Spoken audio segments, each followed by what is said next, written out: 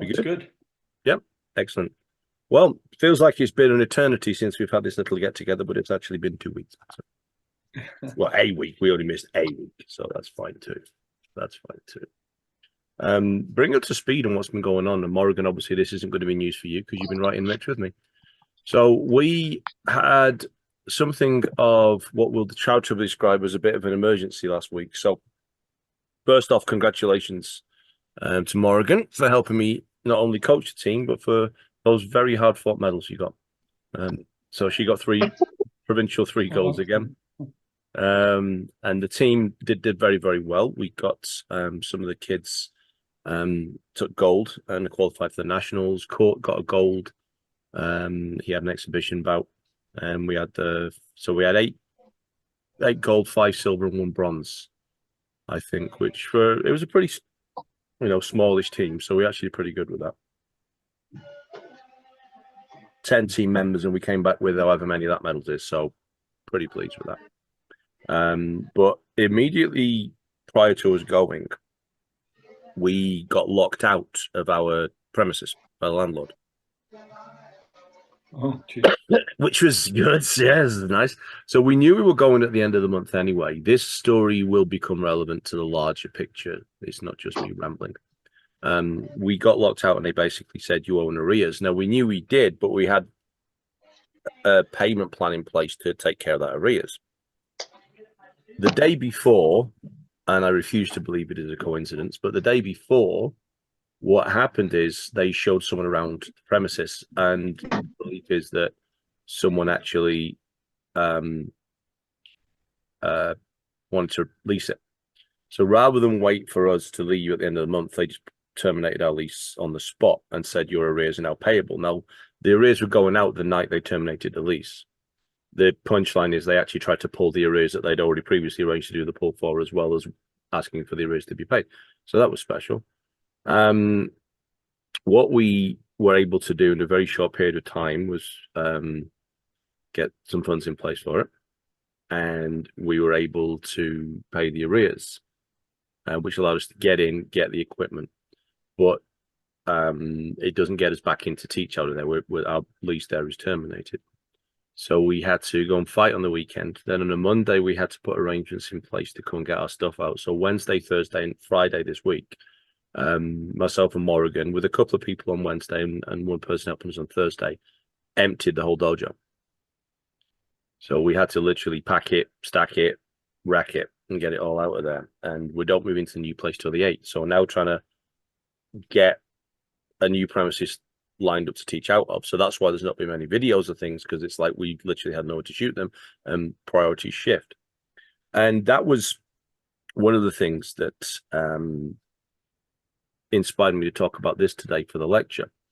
Priority shifting is part of life. We live in an inherent state of chaos. So you guys that are in business, or whether you're in home life or whatever, you'll have an idea of I'm going to be doing this job today, but then if something comes up which trumps it, we then put all our attention into that. So in business, it can be, I don't know, if you're in oil and gas, it can be a blowout in a rig in the field. Oh my God, we've got to deal with that. If it's a supply chain thing and a manufacturer, they go out of business, you then have to find another supplier, and et cetera, et cetera, et cetera. And it could be any number of things. I mean, in policing, our default state was we're paid more for what might go wrong rather than what actually is going wrong. Because generally speaking, it was traffic tickets and trespass notices. They said not every so often you'll just have to be involved in a gunfight with a lunatic. But unless you're in Toronto, Jay, where you just leave your car keys near the door, so when they break in, they can just take it without any problem. I was going to touch on this actually, and I'm going to bring that up later on. Yeah. Does anyone know what Ken's referring to? Does anyone else know about that? All right. Okay. So I'm going to bring up, it's a slight diversion, but absolutely worth it. Because it was it an individual constable, or was it actually a chief that gave that advice? I can't remember. I'll look it up. Yeah, I forget on that one, Jay, who came out. I've heard different things. Yeah, one thing that it was the all the police statement, and others, yes, saying it was a constable or 2 or whatever. But yeah.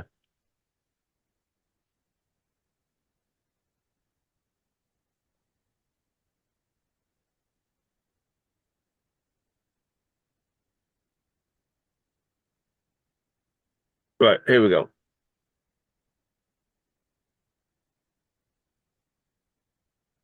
So I can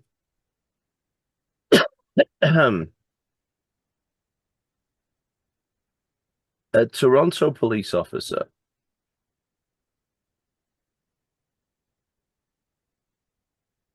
So it was an individual officer that advised this. So he did one of those resident meetings.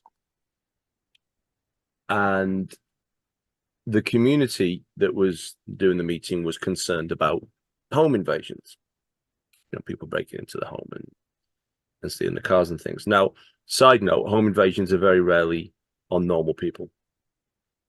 It tends to be targeted. There's very specific reasons a home invasion takes place. Either it's criminal on criminal, or an individual has something specific that they want. Home invasions randomly don't tend to take place because they're incredibly high risk, especially down in the US. And the rewards on them and versus the punishment at risk is just generally not worth it. So the Toronto police officer suggested leave your keys for your car by the door. So if someone does break in a home invasion, they will see the car keys and say, "Oh, I'll just take the car," and they'll drive off in the car instead, thereby avoiding violent confrontations. And Toronto police had to very quickly come out and say, "Yeah, that was one officer that said that. Whilst well-meaning, there are far better ways that you can avoid violent confrontations in your home." The rationale behind this is the same idea of if someone says, "Give me your wallet," you give me your wallet. Or which is, yeah, that's different though, because you've got no control over your immediate area. Leaving your stuff out in the house, it seems a bit gick to me, but anyway, there we go. And I remember one guy in England got so fed up with having his car stolen, he put a note saying, "Look, if you're going to steal my car, please park it when you're done." Because then the police just used to call him and say, "Come and get your car." He didn't even used to report it stolen. We just used to call him and say, "Your car's here," and he said, "All right," because it was just an absolute beater, and I don't know why people kept stealing it, but like he said, it still runs. They're not breaking it, so whatever. Bizarre. Anyway, there you go. But diversion. But yes, Toronto police with keys by your front door for home invasions. So when these pressures and the stresses come up, it's often that idea of what are we capable of in our absolute worst moments.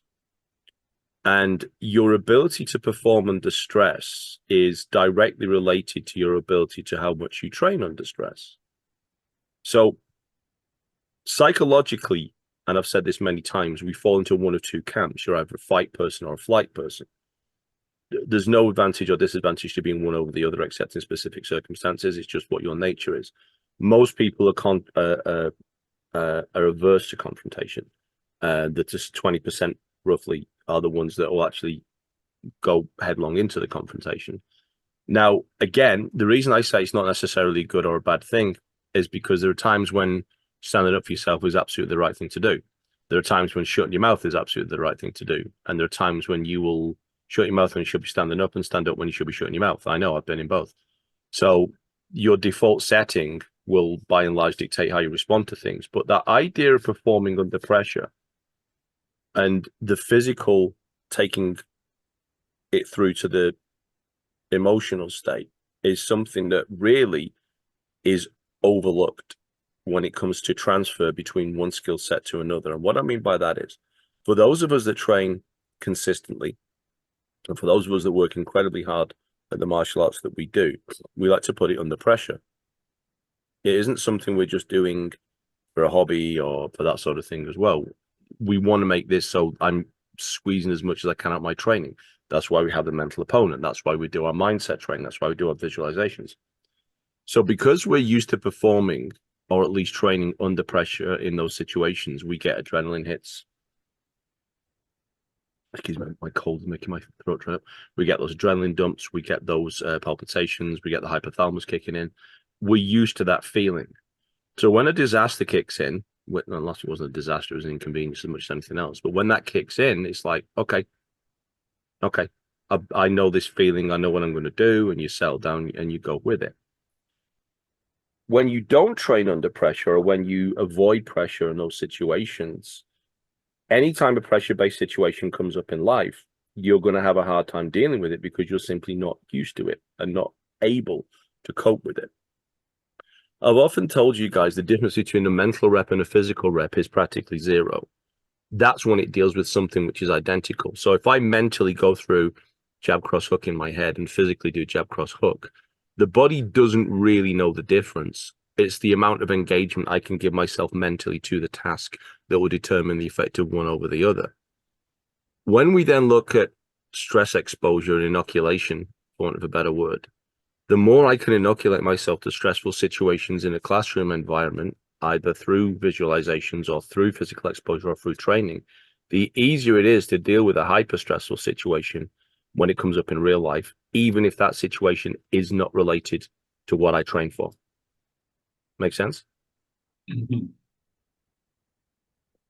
Does the body know the difference between the types of adrenaline?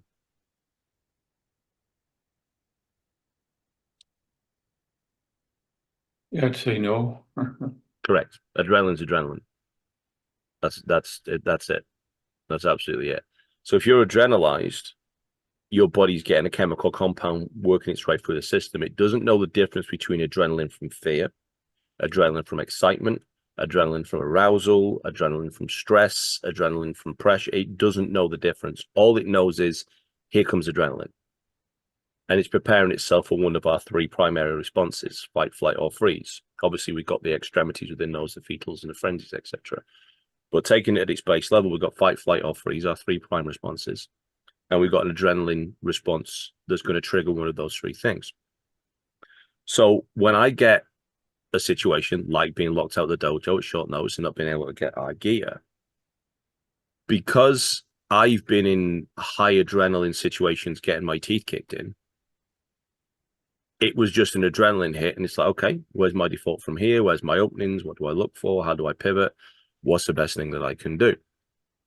And so it was not easy to deal with, but the tools I had at my disposal enabled me to deal with it a lot more straightforwardly had I not had that exposure. And it's important to recognize that this isn't a special gift. It's not like I'm Superman or anything. A million people will sometimes be able to pivot and cope without adrenaline exposure because what happens is within their wheelhouse. What we're talking about here is those situations which fall outside of our day-to-day.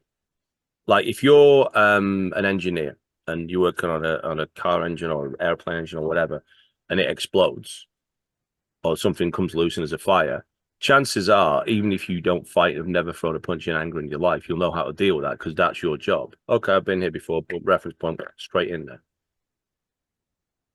If my car goes wrong mechanically, even with all my exposure and all that, I am going to bloody clear what to do with it because I don't have the reference points, but I do have the ability to go, all right, car's broken down. What's my next best thing? Is there someone I can call? Is there someone I can go? So my solutions to it aren't specific to the problem, but they enable me to solve the problem by remaining calm and going for the next logical alternative. We're not talking about situations that you can deal with that you're used to. Everyone should be able to deal with those. If you're used to it, you can deal with it by definition. It's the ones you're not used to, you're not necessarily directly equipped for, and you have to then ride that wave of adrenaline. And this is why when we talk about martial arts, when we talk about Habit University and all the things I give you guys being preparation for life, it's not an exaggeration. It's not a hard sell. I'm not Tony Robbins and I'm not some guru trying to sell you anything like that. What it is it's showing you that the microcosm of how we train gives birth to a macrocosm of physiological and emotional reactions that we can capitalize. Make sense? Yeah, Jay, I was just going to question, because you see so much today, like, and, where kind of default for so many people is, well, I'm afraid of this or don't feel it, this part about, almost like learning resilience or how do you, deal with things, just how important it is, I think, for a lot of people to be shown that, because it's too easy now. Like as soon as something there, they almost say, as a matter of fact, well, then don't do it. We won't have these discussions, or these people show up because they're creating issues and, Mm. instead of people, kind of rising a bit more to the challenges and stress. So, I agree. I've always maintained, and you're absolutely right. Universities are a good example of that when yeah. speakers are banned. So people will represent certain viewpoints. Just take this glass off a second. They'll represent certain viewpoints, and the speaker will be banned from campus, or there'll be protests about campus. I've always maintained, and I still do, that the best disinfectant is sunshine. Mhm. Now, what I mean by that is, if I want a viewpoint to be beaten or countered or shown to be in error, I don't beat that viewpoint by shutting it down. The only way you can beat a viewpoint is by showing that viewpoint is wrong. Now, whether people believe you or not is a separate issue. I can present evidence for anything. Whether you believe that evidence or not is up to you. The cogency of the argument will sustain itself. The information I'm presenting to my conclusion will sustain itself, or it will not. If I'm going to have a talk with me and you, Ken, we're going to talk about, the best Filipino martial arts system out there. I will, of course, make a case for Serrada because it's what I do. But if you made a case for modern Arnese and I just says, no, you're wrong, that's ridiculous. Don't be so stupid. No, I'm not even allowing this conversation to take place. Well, that A makes it look like I've got something to hide, and B, it's like, well, why? Why is it wrong? Why is your way better than that way, et cetera, et cetera, et cetera? So that ability to be open and have those confrontations and those uncomfortable conversations, those uncomfortable chats, and just those uncomfortable situations, that's where we grow. Yeah. There's never the growth in the comfort. I mean, a lot of the time people say, why do you argue online? And I don't do it as much as I used to. But for me, it's an intellectual exercise. If I don't know my position, I can't argue my position. I shouldn't be holding that position. And if I try to raise a point as to why I hold the position and someone's able to raise something else to say, well, perhaps it's wrong because of this, that's an area for growth for me. I shouldn't fear growth. I don't need to be dogmatic in my approaches to things. I'm much more pragmatic than that. Hell, if you look at how many times have I said I've seen a better way to do something, this is now how we're doing it. I think my record is I changed something within 2 days of having implemented a change in the first place.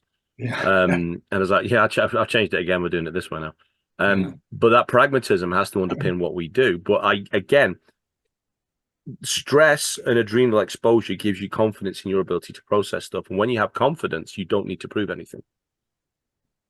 I'm not an adrenaline junkie. I don't need to get myself psyched like that. And that's the other thing. That is the other thing. If I do an extreme sport like bungee jumping or like whatever, there's a certain fear confrontation there. But the investment in that is one decision. If I bungee jump, I've just got 1 second. I can say, I'll sod it. I don't even have to think about it. I can just go. Mm-hmm. If I'm going in, I've seen the ones, it's like a cage on elastic. Oh, yeah. And you sit in it and you go, whoa, when you go flying out and things like that as well. And a lot of people will just pass out on it and things like that as well. But again, I just got to make a decision to get into it. So there is adrenaline exposure there, but it's single point adrenaline. When I expose myself to someone punching me in the face, when I expose myself to being grappled by a man that outweighs me by about 80 pounds and can fold me in half like Harry, when I, have a stick whizzing at my head, that's not just one decision and then I can just say, oh, well, I did it and that was okay. I have to ride that decision continually. I have to keep stepping up. If your training doesn't really give you a little bit of butterflies before you go into a good session, you probably aren't training hard enough. There should be a little bit of apprehension and like, this is going to suck before you go into training. It doesn't mean it shouldn't be fun. It doesn't mean you shouldn't enjoy training. It doesn't mean at the end of it, you're not going to go, that's fantastic. But there should almost be like, I really don't fancy getting punched in the face tonight. Or in my case, if I have to run anywhere, I have adrenaline dumps for days. Oh God, gotta go running. Really don't want to do that. I can run when I have to. I just don't have to do it very often. But that exposure to what I call drip feed adrenaline versus sudden hit adrenaline, that's what allows you to cope with situations as they arise. Sudden hit adrenaline is like, fuck it, I'm going to go for it. Consequences be damned. Because a lot of that thought process, what's the difference? So here's a question. What's the difference between me doing a bungee jump or me going in there and doing 5 rounds of rolling with Harry? Adrenaline wise. Well, yeah, with the bungee jump or whatever, it's going to be a real quick, short term typically versus, yeah, just how your body will feel after Mhm. Hmm. trained in many multiple ways from crush. And limping for 4 days. Yeah, that's it. The other thing is, even though the adrenaline hit on the bungee jump or the extreme sport is very, very intense and it's very, very instant, all the work for that has been done for me. I didn't hook up the bungee rope. I didn't secure it. I didn't do the venue. I haven't done the harnessing. I haven't done all that is done for me. I have one decision to make in that process, and that's jump or not jump. So there's only one variable to cope with. Who's responsible for me wrestling Harry? Yeah. I'm responsible for the cardio I skipped, or the session I missed, or my age, or my injuries, or just not being good enough. All the variables that I have to prepare for before I even start to factor in all the stuff of Harry's variables about his training and how big he is and how strong he is. So there's a lot more things I have to take personal responsibility and accountability for, which is why the training we do to get ourselves exposed to adrenaline and high stress situations in a martial arts environment, in a combative environment, or in our visual environment is my responsibility. And I have to take factors into account for myself. I have to deal with everything because that's how I then process it. That's what allows me to then, when I do get an emergency situation like happened last week come up, I can deal with it because I'm used to processing individual aspects of an adrenaline dump myself. If everything's done for you and everything's handed to you and you're told to do it a certain way without variation, you will lack the ability to shift gears because that's just the way it is. This is the way you do it. Boxers that are trained out the gym that all do the same way, all do the same thing, and they don't encourage variation, never go very far because they can't adjust their game plan. It's the same with any sport. If you've got a set way of doing things, like a kata in karate, if that's all you train in, you're going to have a hard time breaking that unless you put the time in and the effort in to break that kata yourself. Many people have done that, John Titchen, Ian Abernethy, and various people like that. But they have to take that responsibility for themselves and explore that kata. Too many people take the moves, too many people take the advisements, and too many people take the opinions and then just take them as rote and gospel. Never believe a damn thing I tell you. Just don't not believe it. Use it as a starting point for your own exploration. I flatter myself 9 times out of 10, you'll come back and say, yeah, you were right. But there's always going to be that one where you might say, for me, that just didn't work. I know Morrigan's an example of that. There's a lot of techniques I'll teach in point sparring or in continuous sparring that a lot of people go, oh, yeah, I see that. And she'll just look at me and go, nope, nope, not in a million years, not for me. And that's fine. That's fine. But she at least, gave it the role.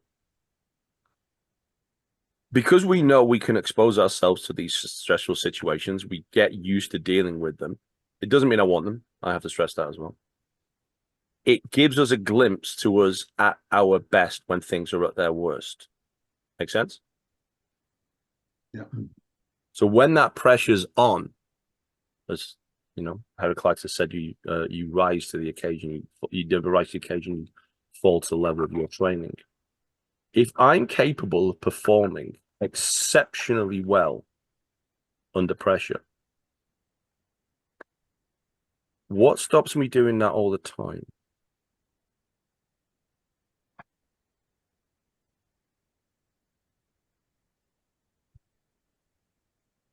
Normally it's a fear-based thing, isn't it? What if I fail?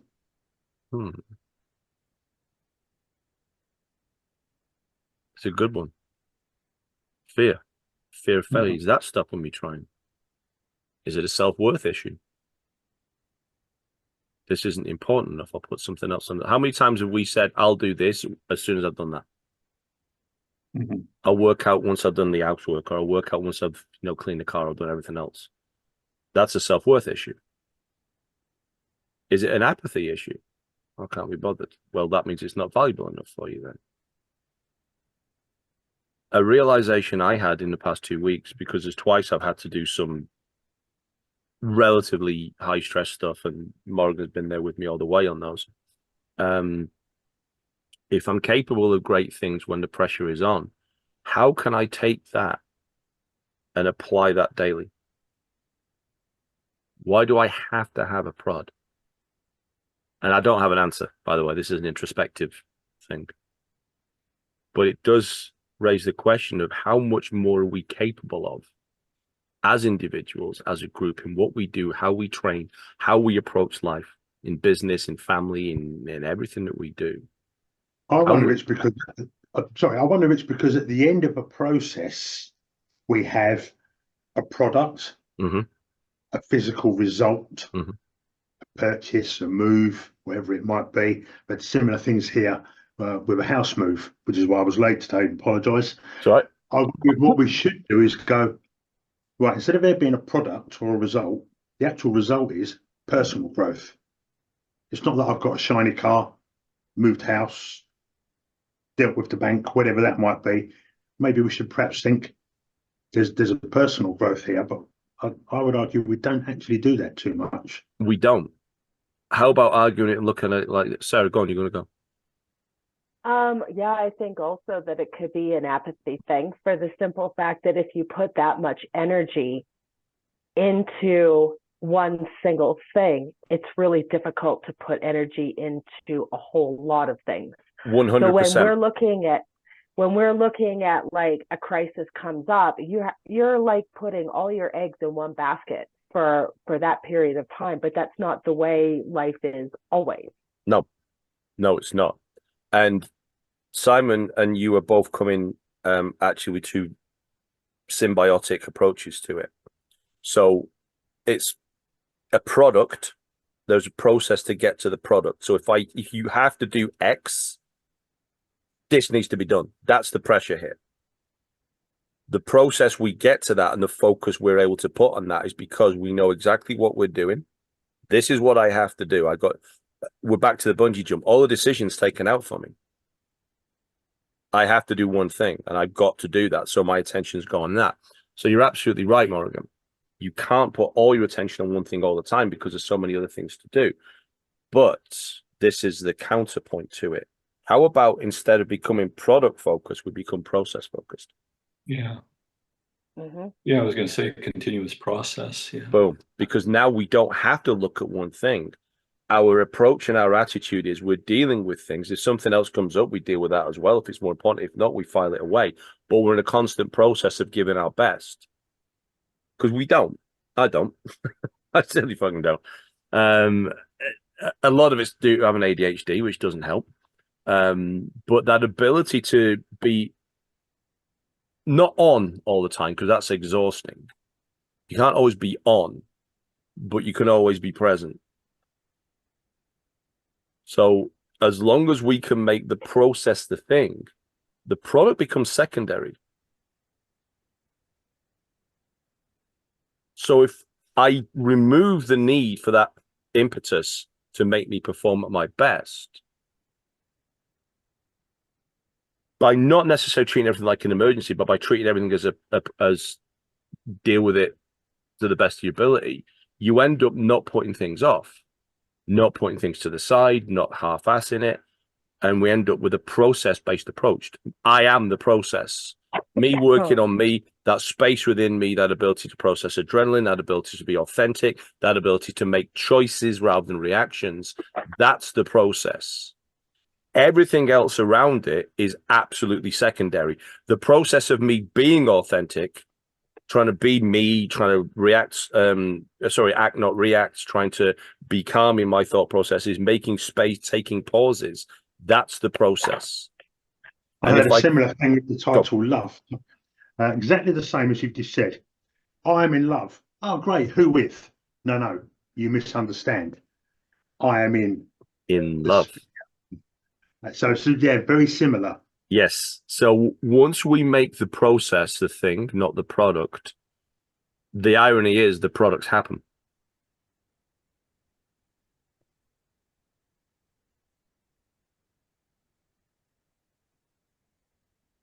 When we look at improving our punching power,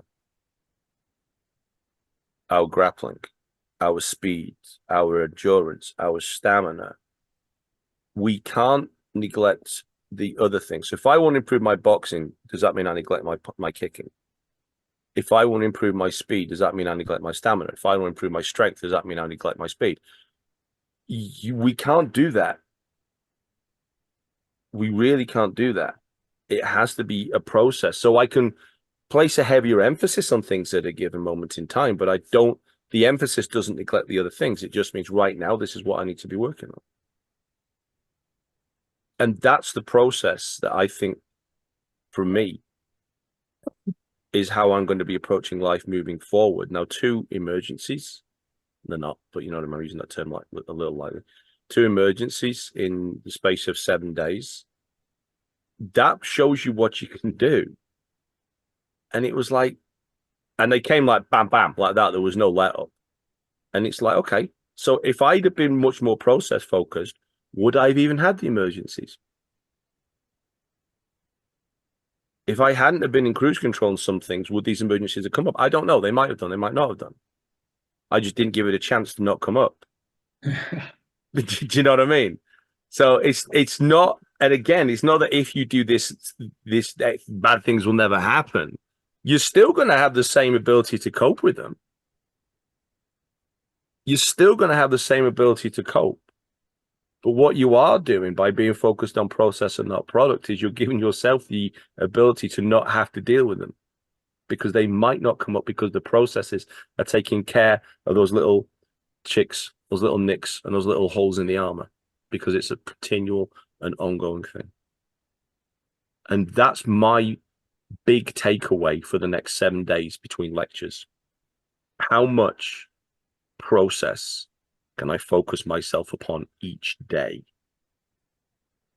And if I can't do a day, I'll do half a day. If I can't do half a day, I'll do 3 hours. If I can't do 3 hours, I'll do an hour of being process. I bloody hell, if I can only do an hour in a day, there's going to be issues, but you know what I mean? Just how much can I do just by being process focused? And the harder thing is letting go of the product, because we want a goal. At the end of the day, we always want a goal. That's why there was so many colored belts introduced into judo and then subsequently other martial arts. It's why we have exams and tests and, you know, grades, a lot, just tickers and going along the way. It's little milestones help us. Oh yeah, look, we're there. We're getting better. We're getting better. It's that little reassurance. Why do we need it? We shouldn't, because the process is the reward. The process is the product. The process is the goal, but the process is also the way to get to the goal. It's all process. And that's going to be my focus the next 7 days. For the next 7 days, I'm going to be process. And I want you to go. I had a thought, you know, I've been doing this stuff with the guys and girls at work, which has been working. Funnily enough, I thought today, that's their next step. Not well done, you're doing fantastic. Now you go and give it to someone else, which is their process. Yes. I didn't think of it like that until you mentioned it, and I'll come here. But that, you know, I had that thought today, and I think that's the next thing. Yeah. Then they grow. 3 months' time, they help someone else grow. You missed the first part, Simon, when I mean, you probably picked up on it, but I was talking about the exposure we have to high adrenaline situations allows us to cope with the same stresses. Because the adrenaline being having your head kicked in is no different than the adrenaline of all of a sudden having the landlord shut your doors on you. Adrenaline's adrenaline. It just gives you the ability to cope with those sudden bursts. So the process is the thing. We're moving through, and I'm going to be my own process. So the situations, it's not like I'm just going to be under a waterfall or anything. My process is to be present and make actions, not reactions to things I'm doing in life. Play the cards as they're dealt, and then wait for the next hand. Because sometimes you'll fold, no one to hold them, no one to fold them, as Kenny Rogers used to say. I love that song. It's one of the few country songs I actually like. I absolutely adore the Gambler. But that's me for the next 7 days. It's process. There are things I have to do, and there are things that will come up that I'll just do as part of a routine. That's not going to change. I can't change what I have to do every day. To a degree, I can. I've got to get the kids ready for school. There's bills to be paid. There's stuff to be taken care of. That stuff will all come up anyway. That's chaos. That's life. That will always come up and that will always be in your path. So what do? Is I get myself the best tools I can to enable myself to deal with that chaos. Or more accurately, ride the waves of chaos. Because you ain't going to tame it. You ain't going to stop it. And as soon as you think you do, something else will come along. The more you try and control it, the less you can hold on to it. So don't. For those that grapple with me, notice how I actually stopped you holding people. That's just connect. Don't hold, connect. That was very much an inspiration from Sync. And the ability to connect rather than to latch onto made a huge difference, because a connection tells me where you're going and what I have to do to deal with that. Latch onto you is like, I've got you in one position. It's like, fucking hell, we're in for the ride now. So you can try this, Simon, you can try this with your students, and Mark, you can try it with your training thing. If you hold on to someone's wrists and say, now move, and just grip them, and then watch what happens to you as you move, because you're holding on to one point. If you then hook your wrists to their wrists and connect rather than hold, and say, now move, you'll be doing this. We've done this with the ground flow. Yeah. The And second we you said- disconnect. Yeah. Sorry. Big pardon. We said, just be like Tai Chi, like you say, just feel. Yeah. Oh, it was incredible. Absolutely incredible. It's the difference between weightlifting and swimming. Yeah. Weightlifting is a single point through a single axis. Swimming is control of everything in its entirety. I like weightlifting. I'm not dissing weightlifting, by the way. And there are times when I will absolutely lock you the fuck down. If I'm putting you in an arm bar, I ain't moving. It's going. Okay, but I don't want to lock onto you or latch onto you. I want to connect to you, because that's going to lead me to where I can then shut you down. We actually did a self-defense seminar yesterday, myself from Oregon, and normally I've got my very baseline ETGS program. To use a very, very technical scientific term, we were both absolutely fucked. And we was too tired to actually go really into the deep of it. And right out the gate, I started talking to the group, and I had 12 blank stares coming back at me. And I'm like, oh. So I did DOT. Mm-hmm. I was like, screw it, I'm going to throw the DOT in there. And it actually did, and because we're moving and we're doing that, it raised the level of the room a little bit. And it went surprisingly well, actually, to be quite honest. But that's, again, the connection I had as we went in there. Me and Morgan both looked at each other, and we both said out the gate, we ain't doing a normal one. Because we just knew. Not because we didn't go in with an expectation. We didn't go in with, this is what we're going to tell you. We went straight in. And within about 10 seconds, Morgan, would you say? Yeah, definitely. It was quick. Within 10 seconds, we sort of looked at each other and went, nope. Nope. The connection was just, nope, absolutely fucking not. And we went in a completely different direction and taught a seminar I've never taught publicly before. I've only taught you guys DOT. And it went pretty well, to be fair. And gave me a few extra learning points for now how I teach DOT, because I had a blank slate, and in I go.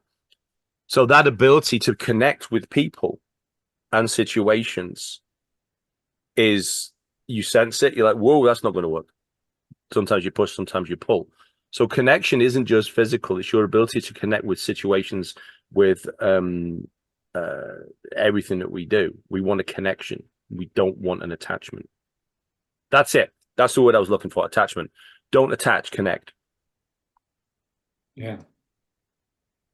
That just came to me. Fucking brilliant. I want it on a t-shirt now. Connections and attachments. Because if you're connected to something, you got the ability to respond. If you're attached to it, you just lamped on, Good.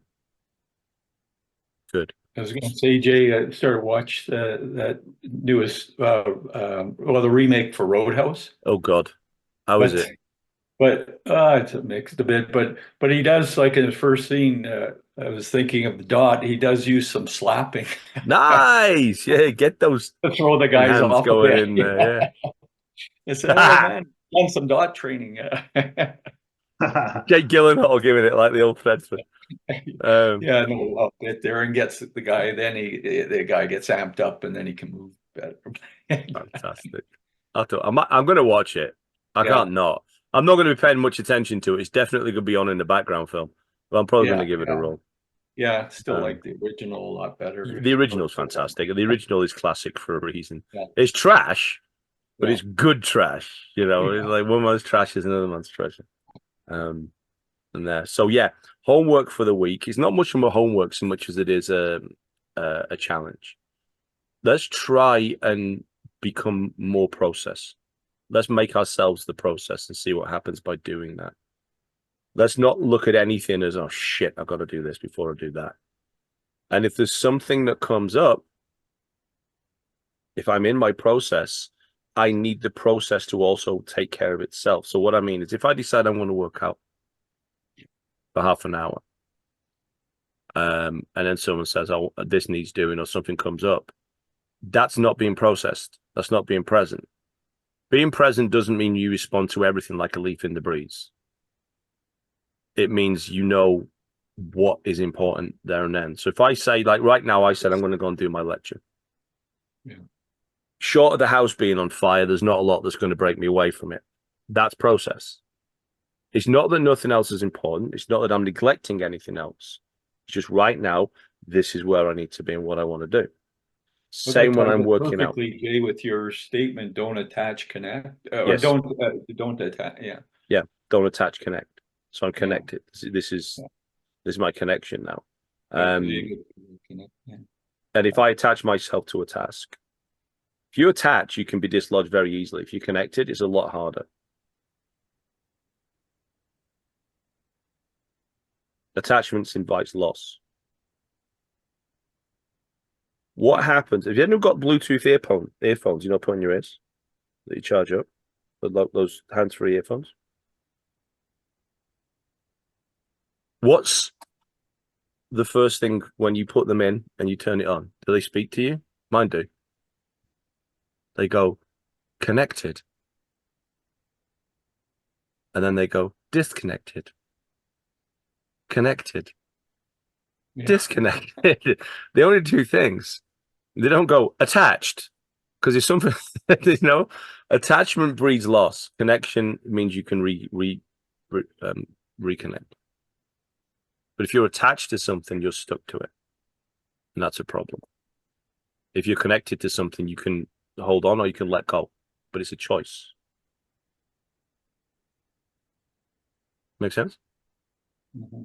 So let's see how far you can go in the process before you, and catch yourself.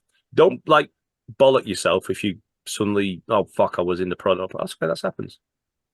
But let's see how far we can go process. Let's remove product. Let's try and do a week. See how far we get. Well, maybe only do a few days, or maybe do a day, fuck a day up, then do a day better, then fuck a day up again. Doesn't matter. Make the notes down. See how much process, and see how much better it is when we're processed versus when we're product. A process is ongoing. A product is a commodity and it has an end. And what we want to do is prepare ourselves for life. And life is the process, life is the product. And when the product ends, we won't know about it. It just ends. Questions? So, physical stuff will be coming back. I don't know how I'm going to do it, but that's part of the process. I'll make it work somehow, which is good. Thank you, guys. Thank you for giving up your Sundays. Anybody got anything you want to share? Anything you want to divulge or just chat about generally? No, just quickly, my landlord, I've not spoken to him about it, but my landlord is in the print business. Oh. I'll ask about the book, just see if there's anything we can do. Yeah, so just get pricing. Yeah. Get pricing on it. So, yeah. That'll be interesting to find out. That will be interesting to find out. Part of your process, guys, which is going to sound like I'm giving you direction, and I kind of am, but I'm also kind of not. Part of the process has to be time for spiritual and physical growth. which means a return to our energy practice, and it means a return to the physical stuff. Whether you do the AMRAPs, whether you do the step ups, whatever you do, we need to go back to doing it. That's part of the process. That's the first thing that goes. The first thing that goes for me, it tends to go physical, energy work in that order. I tend to drop the workouts before I drop my energy work. Arguably, the better way to do it is not dropping either, to be brutally honest. But if I'm going to drop one, I can drop physical quicker and I can drop energy work. But they're usually the first things when life gets hectic, when things take over. They're the first things that start to drop off. Ironically, they're the things we really should step up when things get worse. We need to make more energy and we need to be better physically capable of dealing with it. It feels selfish. It isn't. It's selfless, because that's what's going to allow us to respond better. If I can pause for 5 seconds and then run for 10, that's better than running for 20 but not stopping, just not knowing where the balls I'm going. So it's the same when we approach the process thing. Part of being the process is allowing ourselves to be ready to perform, which means there's an emphasis and an increase on what we do physically and what we do energetically. I prefer the term energetics rather than spiritual. So what we do physically and what we do energetically, we have to step that up again. Doesn't mean we go mental on it. It just has to become much more consistent and much more folded into our daily practice. So while we have morning and nights, we do the amethystine cycles and the energy work, try and do both.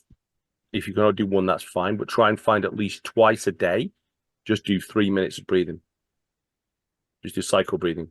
Lunchtime, mid-morning, mid-afternoon, just before you leave work.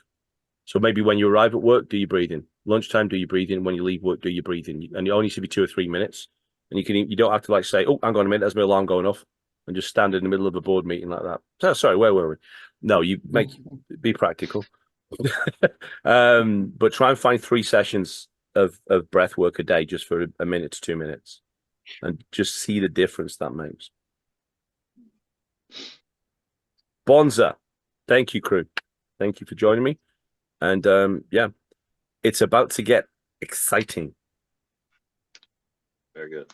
All right, guys, take care of yourselves. Okay. Yeah. Bye. Bye.